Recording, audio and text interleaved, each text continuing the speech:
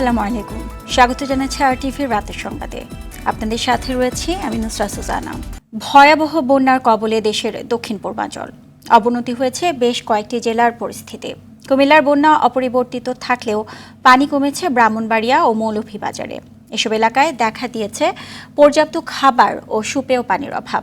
সড়ক যোগাযোগ বিচ্ছিন্ন থাকায় বিভিন্ন এলাকা পৌঁছাতে পারছে না ত্রাণ সামগ্রী। প্রতিনিধিদের পাঠানো তথ্যচিত্রে বিস্তারিত জানাচ্ছেন জুবাইর রাজিন। কয়েকটি জেলার বন্যা পরিস্থিতির অবনতি হলেও পানি কমতে শুরু করেছে কিছু এলাকায়। এখনো পানিবন্দী আছে এসব এলাকার কয়েক লাখ মানুষ। বন্যার সবচেয়ে ভয়াবহ রূপ দেখা গেছে ফেনীতে। এই জেলায় পানিবন্দী ২০ লাখ মানুষ এখনো মানবেতর দিন পার করছে। খাবার ও বিশুদ্ধ পানির চরম সংকটে রয়েছেন তারা। ঘরবাড়ি রাস্তাঘাট ডুবে থাকায় দুর্গত এলাকার মানুষ যোগাযোগ বিচ্ছিন্ন আছেন। প্রায় ৫-৬ লোক পানিবন্দী অবস্থা আছে, বহুত কষ্ট পাইতেছে। দুর্যোগ তো আছে, এখন আল্লাহর উপরে ইয়ে নামছে, এছাড়া তো আর কোনো ব্যবস্থা নেই। আমাদের এখানে কোনো একটা লোক আসতেছে না, খোঁজ খবর নিতেছে না। স্মরণকালের ভয়াবহ বন্যার কবলে কুমিল্লা, এখনো অপরিবর্তিত বন্যা পরিস্থিতি। মঙ্গলবারও গোমতী নদীর পানি বিপদসীমার ১৮ সেন্টিমিটার উপর দিয়ে প্রবাহিত হচ্ছে। এতে বুড়িচং ও ব্রাহ্মণপাড়া উপজেলার বিস্তীর্ণ এলাকায় পানি প্রবেশ করছে। অন্যান্য উপজেলায় বন্যা পরিস্থিতি অপরিবর্তিত রয়েছে। দুর্গতদের জন্য পর্যাপ্ত ত্রাণ সামগ্রী আসলেও নৌকা ও ট্রলার না থাকায় প্রত্যন্ত অঞ্চলে তা পৌঁছানো সম্ভব হচ্ছে না। নোয়াখালীতেও অবনতি হয়েছে বন্যা পরিস্থিতির। পানিবন্দী প্রায় ২১ লাখ মানুষ। আছে খাদ্য ও সুপেয় পানির সংকট। এখনো ত্রাণ পৌঁছায়নি নোয়াখালীর অনেক এলাকায়। অবনতি হয়েছে লক্ষ্মীপুরের বন্যা পরিস্থিতিও। জেলা সদর, রায়পুর, রামগঞ্জ, রামগতি ও কমলনগর উপজেলার সব এলাকাতেই পানি ঢুকে পড়েছে। ডুবে আছে ঘরবাড়ি, রাস্তাঘাট, ফসলি ক্ষেত ও বহু ব্যবসা প্রতিষ্ঠান। কোথাও কোথাও পানি রয়েছে ৪ থেকে ৫ ফুট। জেলায় পানিবন্দী প্রায় ৮ লাখ মানুষ। অন্তত আমাদের লক্ষ্মীপুর যে একটা জেলা আছে, অনেকে এটা জানে না। সহযোগী সংগঠন এখন পর্যন্ত আসে নাই, বড় কোনো সংগঠন। এই যে এখানে পানি সব বানে বাসি যেতেছে, ঘরদুয়ারগুলো সব একদম চুবি গেছে। তবে উন্নতি হয়েছে ব্রাহ্মণবাড়িয়ার আখাউড়ার বন্যা পরিস্থিতির। আশ্রয়কেন্দ্র থেকে বাড়ি ফিরতে শুরু করেছে স্থানীয়রা। হঠাৎ করে ভাঙ্গা পড়ছে, আমরা কোনো মতে আপনার রাস্তা দুটো যান বাঁচাইছি। আমরা ৫-৬ লাখ টাকার জিনিস নষ্ট হয়ে গেছে। বৃষ্টি না হওয়ায় অনেকটা উন্নতি হয়েছে মৌলভীবাজারের বন্যা পরিস্থিতির। পানি নেমে যাওয়ায় বেরিয়ে আসতে শুরু করেছে ক্ষয়ক্ষতির চিহ্ন। এদিকে ফারাক্কা বাঁধ খুলে দেওয়ার খবরে রাজশাহীর পদ্মাপাড়ের বাসিন্দাদের মাঝে দেখা দিয়েছে আতঙ্ক। তবে আগামী ৩ দিনের মধ্যে পদ্মার পানি বিপদসীমার নিচে থাকবে বলে জানিয়েছে পানি বিশেষজ্ঞরা। জুবাইর রাজিন, আরটিভি। ফেনী, নোয়াখালী, কুমিল্লায় হালকা থেকে মাঝারি বৃষ্টিপাত হলেও তাতে বন্যা পরিস্থিতির অবনতি ঘটবে না বলে জানিয়েছে আবহাওয়া অফিস। আবহাওয়াবিদ মোহাম্মদ আবুল কালাম মল্লিক জানান, এরই মধ্যে দেশ জুড়ে কমেছে বৃষ্টিপাতের তীব্রতা। বঙ্গোপসাগরের লঘুচাপটি ভারতের বিহার অঞ্চলে অবস্থান করায় দেশের সমুদ্র বন্দরের ৩ নম্বর সতর্কতা সংকেত উঠিয়ে নেওয়া হয়েছে। এদিকে উজানে নদ নদীর পানি হ্রাস পাওয়ার কথা জানিয়েছে বন্যা পূর্বাভাস ও সতর্কীকরণ কেন্দ্র। সংস্থাটির নির্বাহী প্রকৌশলী সর্দার উদয় রায়হান জানান, ফারাক্কা ব্যারেজের গেট খুলে দিলেও এখনও স্থিতিশীল আছে গঙ্গার পানি।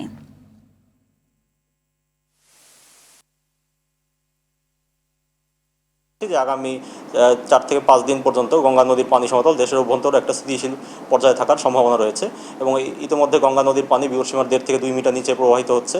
তাই আপাতত এই মুহূর্তে বিপদসীমা অতিক্রম করার সম্ভাবনা নেই। তো আগস্ট মাসের শেষার্ধ থেকে শুরু করে সেপ্টেম্বর মাসের প্রথমার্ধে সাধারণত এটা পিক ফ্লোতে পৌঁছায় আর কি। তো সেই হিসাবে এখনই গঙ্গা নদীর প্রবাহ সর্বোচ্চ মানে পৌঁছার সময়। তো এই সময়টাতে সাধারণত স্বাভাবিকভাবে মানে গেট মানে আর কি ওপেন থাকাটা স্বাভাবিক আমরা বলতে পারি। উজানের বৃষ্টির পানি পাহাড়ি ঢলাকারে যে এসে বন্যা পরিস্থিতির অবনতি করবে তার সম্ভাবনাও কিছুটা কমে গেছে। স্থানীয় বৃষ্টিপাতের সম্ভাবনাও কিছুটা কমে গেছে। তবে মৌসুমী বায়ু যেহেতু মোটামুটি সক্রিয়, সেই জন্য কিছু কিছু জায়গায় কিন্তু বর্ষাকালের যে বৃষ্টিপাত হয় সেটা অব্যাহত থাকবে।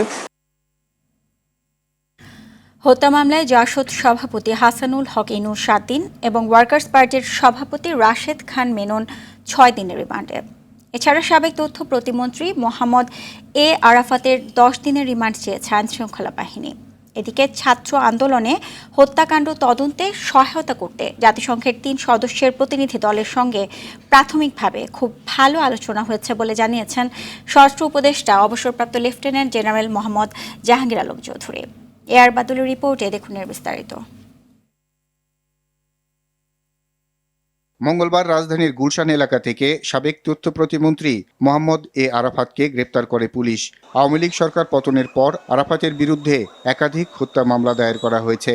আরাফাত, তার স্ত্রী ও তাদের মালিকানাধীন ব্যবসা প্রতিষ্ঠানের ব্যাংক হিসাবের লেনদেনও স্থগিত করা হয়। রাজধানীর নিউ মার্কেট থানায় আব্দুল ওয়াদুদ নামে এক ব্যক্তি হত্যা মামলায় তাকে গ্রেপ্তার করা হয়েছে। একই মামলায় গ্রেপ্তার ওয়ার্কার্স পার্টির সভাপতি ও সাবেক মন্ত্রী রাশেদ খান মেননের প্রথম দফায় 5 দিনের পর দ্বিতীয় দফায় আবারও 6 দিনের রিমান্ড দেন আদালত। সোমবার বিকেলে রাজধানীর উত্তরা এলাকা থেকে হাসানুল হক ইনুকে গ্রেপ্তার করে পুলিশ। তাকেও নিউ মার্কেট থানায় একটি হত্যা মামলায় গ্রেপ্তার দেখানো হয়। ছাত্র আন্দোলনে হত্যাকাণ্ড তদন্তে সহায়তা করতে আসা জাতিসংঘের প্রতিনিধি দল সাম্প্রতিক ইস্যু নিয়ে স্বরাষ্ট্র উপদেষ্টার সাথে সচিবালয়ে বৈঠক করেন। আলোচনায় শান্তিরক্ষা মিশনে বাংলাদেশের সৈন্য নেয়ার বিষয়টিও প্রাধান্য পায়। আমরা তাদের অ্যাসিওর করছি যে কোনো ব্যাপারে যে কোনো ধরনের সাহায্য সহযোগিতা দরকার আমরা তাদের সাহায্য সহযোগিতা করব এবং তাদের আমরা আরেকটা রিকোয়েস্ট করছি যেন ইউএন মিশনে আমাদের আরও এখনও আমরা কিন্তু অনেক বেশি, তারপরও আমাদের বেশি করে পুলিশ, আর্মি এবং অন্যান্য বাহিনীর সদস্যরা যেতে পারে তাদের কাছে আমরা রিকোয়েস্ট করছি এবং তারা বলছে যে বাংলাদেশে যারা ইউএনএ কাজ করতেছে তারা খুবই ভালো কাজ করতেছে, তারা এদের খুবই প্রেস করছে এবং বলছে ভবিষ্যতে এই বাংলাদেশে সবসময় যেন 1 নম্বরে থাকতে পারে এই ব্যবস্থা তারা করবে। এর আগে চীনের অ্যাম্বাসেডরও স্বরাষ্ট্র উপদেষ্টার সাথে বৈঠক করেন। চীনের অ্যাম্বাসেডর দেশে কাজ করা চাইনিজদের নিরাপত্তায় সহযোগিতা চেয়েছেন। অন্যদিকে বন্যার্তদের জন্য সহযোগিতা চেয়েছেন স্বরাষ্ট্র উপদেষ্টা। 9,000-এর মতো চাইনিজ বিভিন্ন জায়গায় কাজ করে, তাদের সিকিউরিটির ব্যাপারে উনি আমাদের সাহায্য এবং সহযোগিতা চেয়েছে। আর বাদল, RTV, ঢাকা। অন্তর্বর্তী সরকারের প্রধান উপদেষ্টা ডক্টর মোহাম্মদ ইউনূসের সঙ্গে সৌজন্য সাক্ষাৎ করেছেন ঢাকায় নিযুক্ত সৌদি আরবের রাষ্ট্রদূত এসা ইউসুফ এসা আল দুহাইলান। বিকেলে রাষ্ট্রীয় অতিথি ভবন যমুনায় সাক্ষাৎ করেন তিনি। এছাড়া অন্তর্বর্তীকালীন সরকারের প্রধান উপদেষ্টার সঙ্গে সাক্ষাৎ করেছেন পাকিস্তানের হাই কমিশনার সৈয়দ আহমদ মারুফ ও রাশিয়ার রাষ্ট্রদূত আলেকজান্ডার ভিকেন্টিয়েভিচ ম্যান্ডিস্কিও। এ সময় বাংলাদেশের সঙ্গে সৌদি আরব, রাশিয়া এবং পাকিস্তানের স্বার্থ সংশ্লিষ্ট বিভিন্ন বিষয় নিয়ে আলোচনা হয়েছে বলে জানা যায়। বাংলাদেশের উন্নয়ন এবং জনশক্তি রপ্তানিতে অতীতের মতো এসব দেশ পাশে থাকবে বলে জানা গেছে।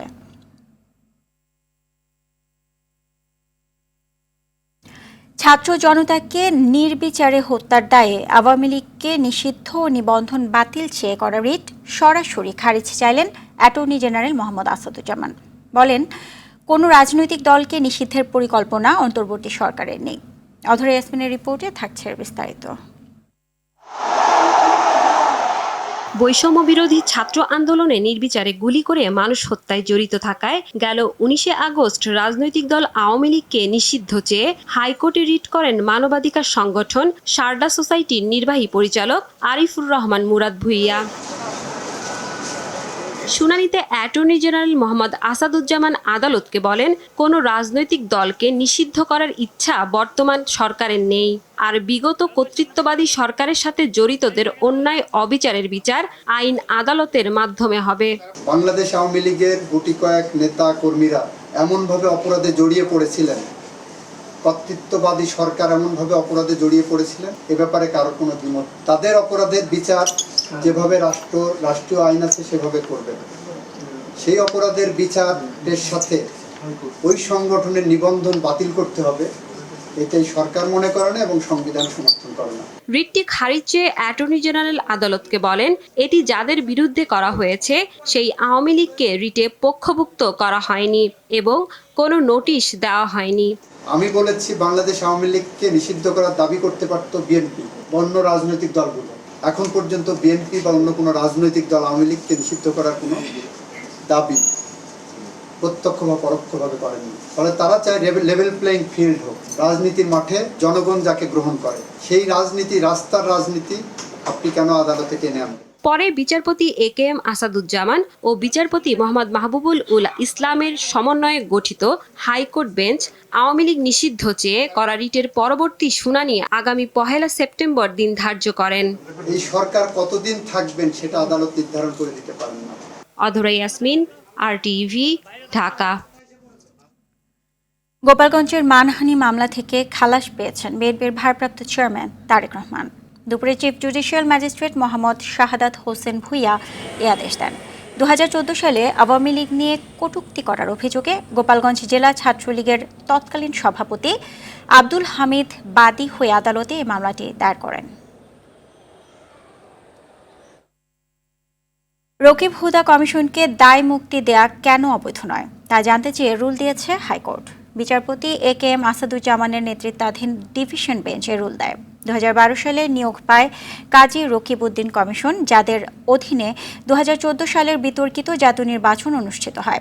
আর 2017 সালে নিয়োগ পাওয়া KM নুরুল হুদা কমিশনের অধীনে 2018 সালে আরেক বিতর্কিত জাতীয় নির্বাচন হয়।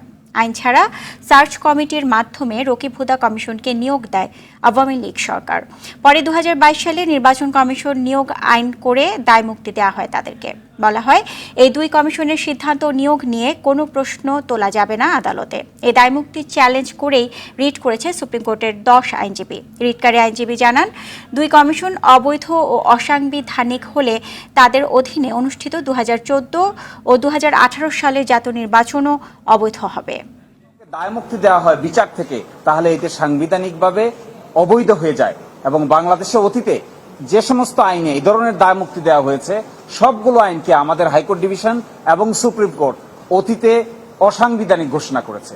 এই জন্যই আজকে আদালত আমাদের কথা সন্তুষ্ট হয়ে 4 সপ্তাহের রুল জারি করেছেন। যদি তাদের অ্যাপয়েন্টমেন্ট প্রক্রিয়াকেই চ্যালেঞ্জ করা হয়ে থাকে তাহলে তাদের অধীনে কৃতকর্ম নিশ্চয়ই আইনগতভাবে প্রশ্নবিদ্ধ হবে। গণতন্ত্র প্রতিষ্ঠা করতে অন্তর্বর্তী সরকারকে যৌক্তিক সময় দিতে চায় বিএনপি। তার জন্য একটি রোডম্যাপ ঘোষণা করার আহ্বান জানিয়েছে দলটির স্থায়ী কমিটির সদস্য অবসরপ্রাপ্ত মেজর হাফিজ উদ্দিন আহমদ। নির্বাচন কমিশনকে 24 ঘন্টার মধ্যে ভেঙে দেওয়ার আহ্বানও জানান তিনি।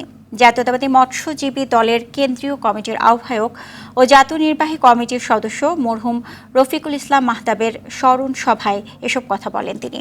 এ সময় 20 দিনের সরকারকে কেন দাবি দাওয়া দিয়ে অতিষ্ঠ করছে সে প্রশ্ন তোলেন হাফিজ উদ্দিন আহমদ। আমরা এই সরকারকে সময় দিতে চাই, তবে একটা যৌক্তিক সময় আমরা দিতে চাই। এই দেশে তো গণতন্ত্রকে পুনঃপ্রতিষ্ঠিত করতে হবে। গণতন্ত্রকে প্রতিষ্ঠিত করতে হলে নির্বাচনের কোনো বিকল্প নাই।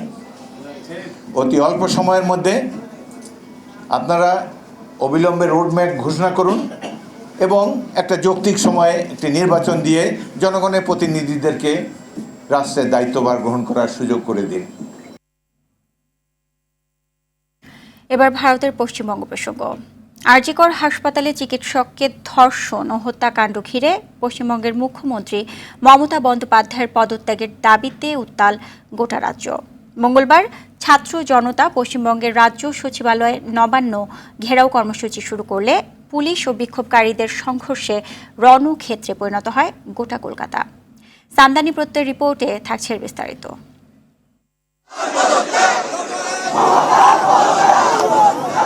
পশ্চিমবঙ্গের আরজিকর হাসপাতালে এক নারী চিকিৎসক ধর্ষণ ও হত্যার প্রতিবাদে কয়েক সপ্তাহ ধরে বিক্ষোভে ফুঁসছে পশ্চিমবঙ্গ। তবে বিভিন্ন বিতর্কিত মন্তব্যের জেরে এই আন্দোলন রাজ্যের মুখ্যমন্ত্রী মমতা বন্দ্যোপাধ্যায়ের পদত্যাগের দাবিতে পরিণত হয়েছে। দফা 1 দাবি 1 মমতার পদত্যাগ স্লোগানে মুখরিত হচ্ছে কলকাতার সড়ক।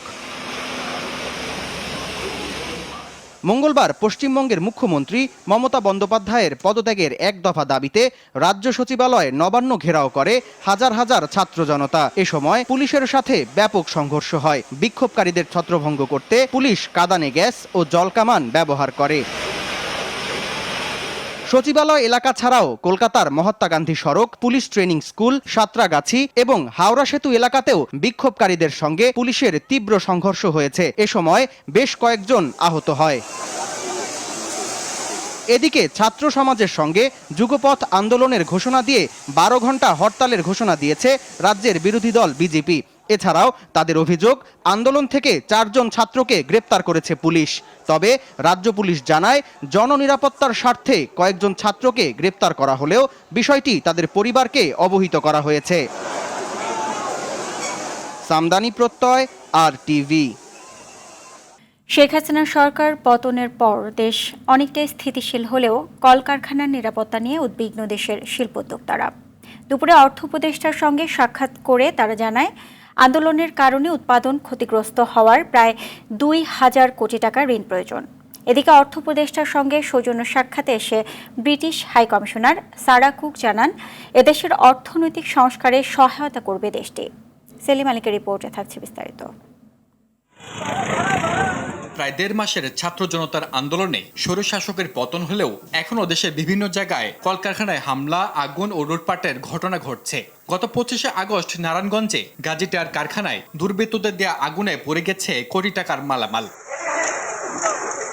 এমন বাস্তবতায় অর্থ উপদেষ্টা ডক্টর সালেউদ্দিন আহমেদের সঙ্গে বৈঠক করেন বিজিএমইএ ও ইন্টারন্যাশনাল চেম্বার অব কমার্সের নেতারা। বৈঠক শেষে সাংবাদিকদের জানান, কারখানার নিরাপত্তা নিয়ে উদ্বিগ্ন তারা। কিছু কিছু জায়গায় চাঁদাবাজি হচ্ছে, প্রচুর চাঁদাবাজি হচ্ছে। সেই চাঁদাবাজিগুলো আমরা কনসার্ন এনেছি। আর্মি তো বিভিন্ন জায়গায় তারা জোনাল ওয়াজ কাজ করছে এবং পুলিশ আস্তে আস্তে ইফেক্টিভ হচ্ছে, ইন্ডাস্ট্রিয়াল পুলিশ ইফেক্টিভ হচ্ছে এবং র্যাবকেও তারা কাজে লাগাবে।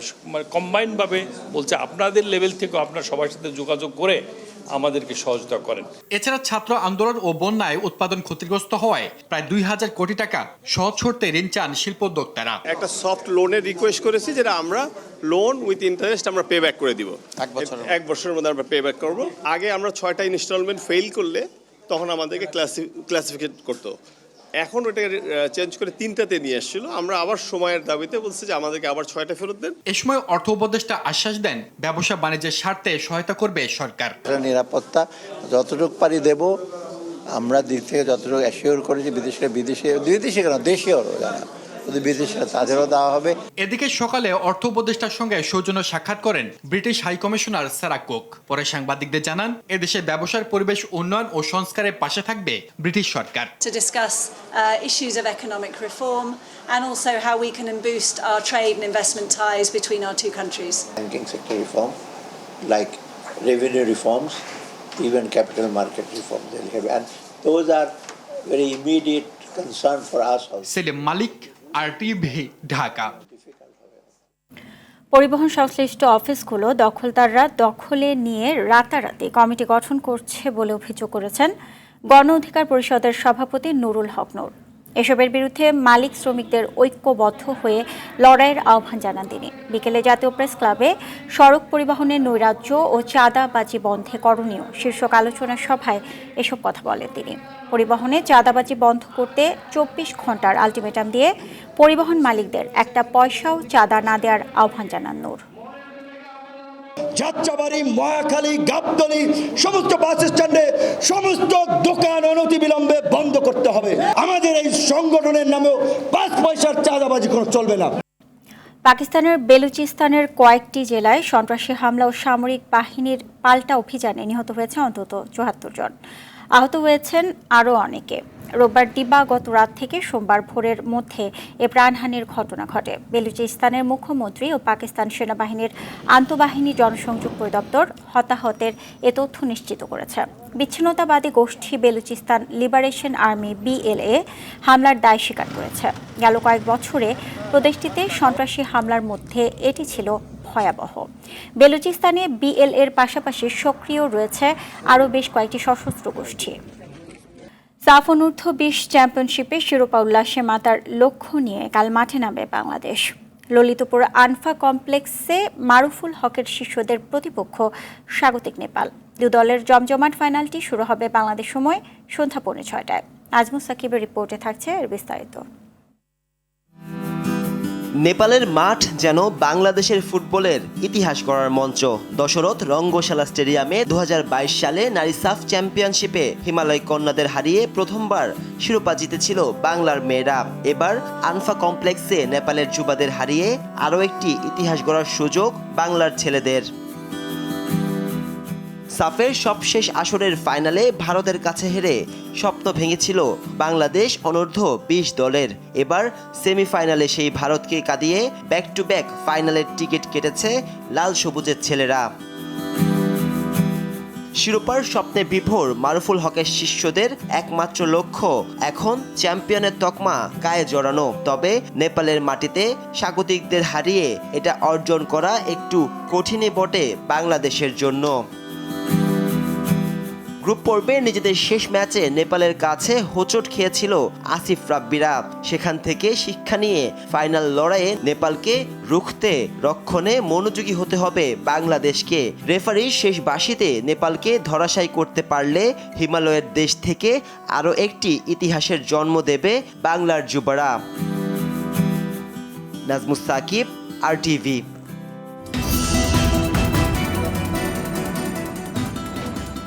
রাতের সংবাদ এ পর্যন্তই। সবশেষ সংবাদ জানতে যে কোনো মোবাইল ফোন থেকে 2414 নম্বর ডায়াল করুন। মধ্যরাতের সংবাদ 1টায় দেখার আমন্ত্রণ রইল।